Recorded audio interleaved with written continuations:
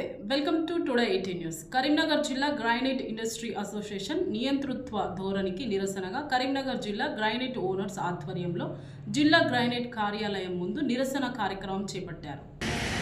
ప్రస్తుతం మనం కరీంనగర్ జిల్లా మోపేట గ్రామంలో ఉన్నాము. కరీంనగర్ జిల్లా గ్రానైట్ ఇండస్ట్రీస్ అసోసియేషన్ నియంతృత్వ ధోరణికి వ్యతిరేకంగా కరీంనగర్ జిల్లా గ్రానైట్ ఓనర్స్ అసోసియేషన్ వారు తన జిల్లా కార్యాలయంలో నిరసన కార్యక్రమం చేపట్టారు. ఎలక్ట్రానిక్ మీడియాకి నమస్కారం. నా పేరు సతీష్ రావు. గ్రానైట్ అసోసియేషన్లో నేను ఒక యజమానిని. ఇక్కడ జరిగేది ఏంటి అంటే గత 10 సంవత్సరాలుగా ఒకటే రకంగా ఒంటెద్దు పోకడగా అసోసియేషన్ నడుస్తున్నది. మేము అడిగేది ఒకటే, 10 సంవత్సరాలకి మీరే చేస్తున్నారు. 10 సంవత్సరాల కింద స్లాబ్ రేట్ అనేది 80 రూపాయలు ఉన్నది, ఇప్పుడు 40 రూపాయలు తీసుకొచ్చింది. మెంబర్ ఒకరు అంటారు 10 సంవత్సరాల గోల్డెన్ ఎరా ఉంది, 10 సంవత్సరాలు ఎంజాయ్ చేసింది కదా అంటున్నారు. 10 సంవత్సరాలు ఏం ఎంజాయ్ చేసినాం? 10 సంవత్సరాలకి వెళ్ళి సిస్టమ్ అనేది పోయింది.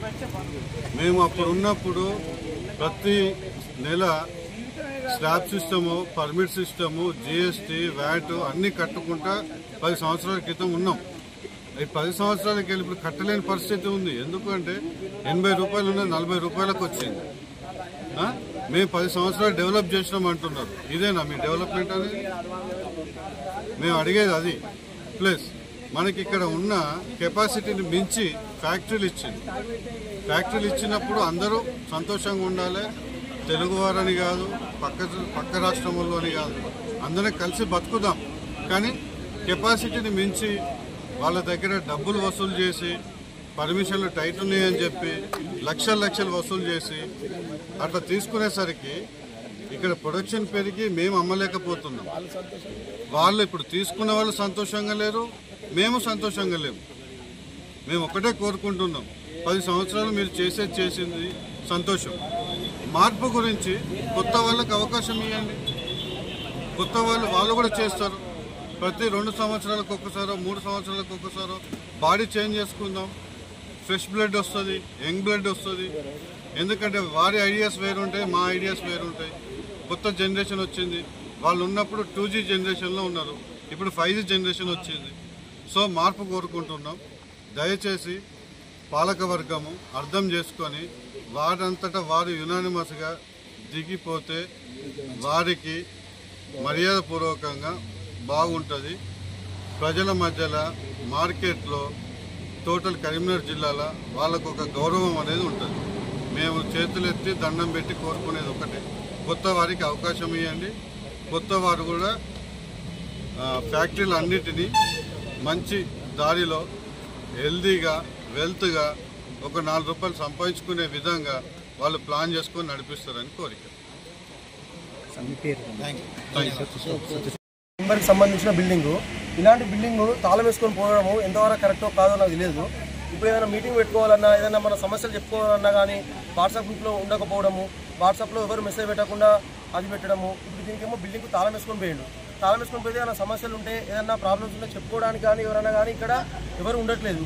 జస్ట్ మేము అడిగేది ఏంటిది, లెక్కలు అడుగుతున్నాము. ఇంకా మిగతాది ఏంటిది, అసోసియేషన్కి సంబంధించింది ఈసీ మెంబర్స్ మా కోసం ఏమేమి పనిచేస్తున్నారు అవి చెప్పండి, లేదా ఇంకా మాకు సంబంధించిన కష్టాలను తీర్చడానికి చెప్తున్నాము. అలా తీర్చకోకుండా ఇంకెవరైనా వస్తే కూడా ఎవరిని కలవకుండా ఇట్లా తాళాలు వేసుకొని బయట టెంట్ వేసుకొని ఇట్లా ఇంత దరిద్రానికి తీసుకొచ్చిన దానికి బాధ్యులు ఎవరు? కనీసం ఇప్పటికైనా స్పందించి ఇంకా ముందుకు మళ్ళీ ఇది ఇక్కడికే క్లోజ్ అయిపోయి ఇప్పటికీ వచ్చి అన్ని ప్రాబ్లమ్స్ సాల్వ్ చేయించేసి అంతా అందరికీ మంచి చేస్తే సరిపోతుంది. ఇంకా ముందుకు మేము ఇంకా పోవాలనుకుంటే సిపి గారికి కంప్లైంట్ ఇచ్చి అసోసియేషన్లో ఏమేమైనా అవకతవకలు జరిగాయని చెప్పి సిపి గారి దగ్గర పోవడము, సిపి కంప్లైంట్ తీసుకొని ఇంకా దాన్ని రచ్చరచ్చ చేసేసుకొని ఇంకా పైనకి పోవడము.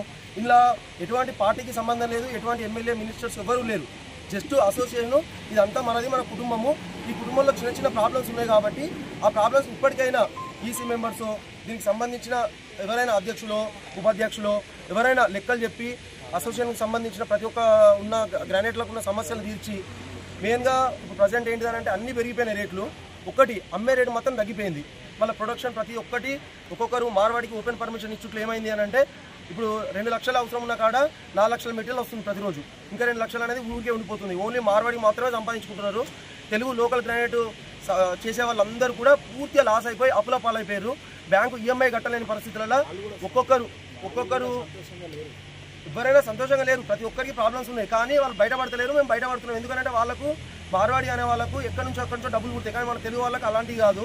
వాళ్ళకు బిజినెస్ బాగుంటుంది, మనకు బిజినెస్ బాగా డల్ అయిపోయింది. మెయిన్గా ప్రొడక్షన్ తగ్గియాలి.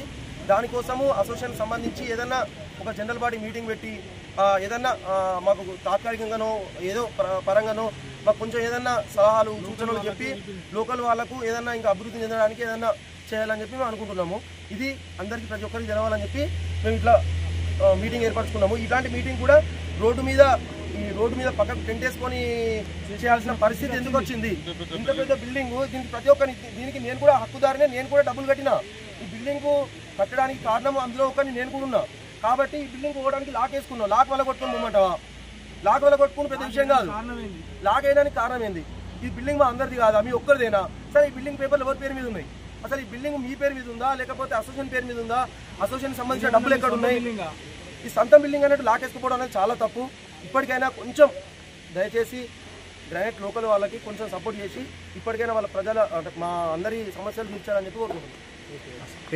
ప్రశాంత్, శ్రీమహేష్ ప్రశాంత్ రావు.